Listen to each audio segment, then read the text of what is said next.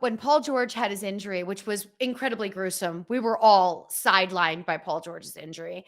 And I actually was in Indiana for his very first game back.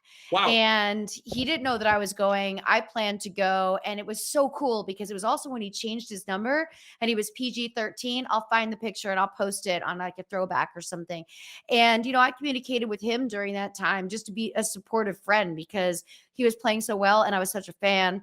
And I remember being there and watching everybody hold up these signs. And also, where the Indiana Pacers play is a very unique arena. I know you've been there. I know you know the vibe. You walk in, it feels like you're in this like almost like a baseball stadium at first. The way that the way you enter, every view is amazing when you enter the tunnels to go to see. But they loved him so much there, and he loved playing there. He really did.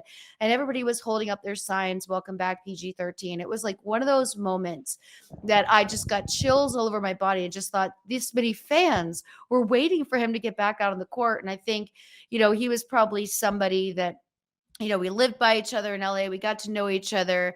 And I was just always that person that was just checking in because I know how depressing when I see a player have a really bad injury, it breaks my heart because I know what they're seeing is their life flash in front of their eyes. They've been known as an athlete. They make their money as an athlete. People rely on them financially. They're scared that they're never going to be the same. They're wondering how long it's going to take to recover. They're young. They're not patient. It's hard to be patient when you're young. You're 22 years old. You're not patient. Doctor tells you got to sit out for 6 months. You know how hard that is on you? You can't do anything.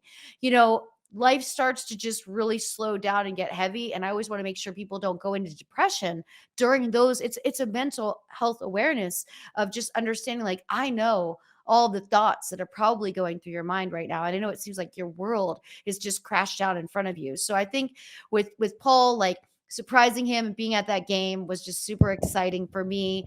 It was super exciting to be a part of it. I had awesome seats right behind the bench. And I remember holding up my sign and just being so stoked to be there.